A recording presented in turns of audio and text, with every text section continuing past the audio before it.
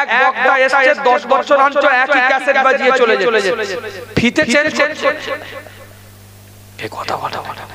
কিন্তু মিটার বাড়ছে, এই কথা মিটার বাড়ছে, ওদিকে আর বলবো না বেশি, ওদিকে মিটার বাড়ছে কিন্তু এদিকে সাবজেক্ট পুরো কোরআন ঢুকে না কিন্তু একটা হাদিস কিন্তু আসে না, 1.5 ঘন্টা বক্তব্য ওই একই পুলিশ স্টপ একই কমা চালিয়ে দিয়ে মাত্রা দিয়ে বেরিয়ে চলে গেল, মিটার 25 থেকে 30 হয়ে গেছে, সে বাড়ু কিন্তু আয়াত বাড়ু, এই কথা বলে না ইললজিক্যালি বললে ধরো না রে বাবা, তোদেরকে চালাক করছি রে খেপা, একটু চালাক মিটার বাড়াতে দোষ নেই, আপনার টাকা আছে আপনি দিবেন, অসুবিধা কি আছে? আলহামদুলিল্লাহ, আল্লাহ কবুল করে দেওয়া তৌফিক দেখ,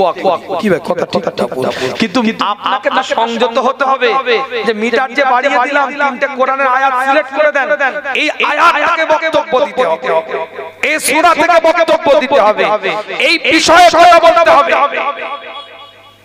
বড় বড় সেমিনারে হয়, এই যে রামসদয় কলেজে গেলাম, তারপরে আপনার জগৎ বল্লভ মেমোরিয়াল কলেজে প্রোগ্রাম করলাম, বিভিন্ন স্কুলে কলেজে আগে থেকে বলে দেয়, সেদিন গেলাম একটা হাই স্কুলের প্রোগ্রামে, হুজুর মেয়ে শিক্ষার উপরে ইসলাম কি গুরুত্ব দিয়েছে,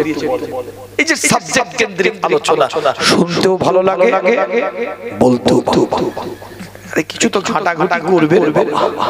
এমনি কি চলে যাবে নাকি? হ্যাঁ, আল্লাহ পাক কবুল করেন, সকলে বলেন আমিন। আলোচনা বাড়াবো না, কষ্ট দেব না, আমার কথা হয়তো অনেকে রাগ করে ফেললেন, বিষয় তো রাগের নয়, আল্লাহ আমাদের সকলকে নিয়ামতের দ্বারা পরিপূর্ণ করেন, সকলে বলেন আমিন।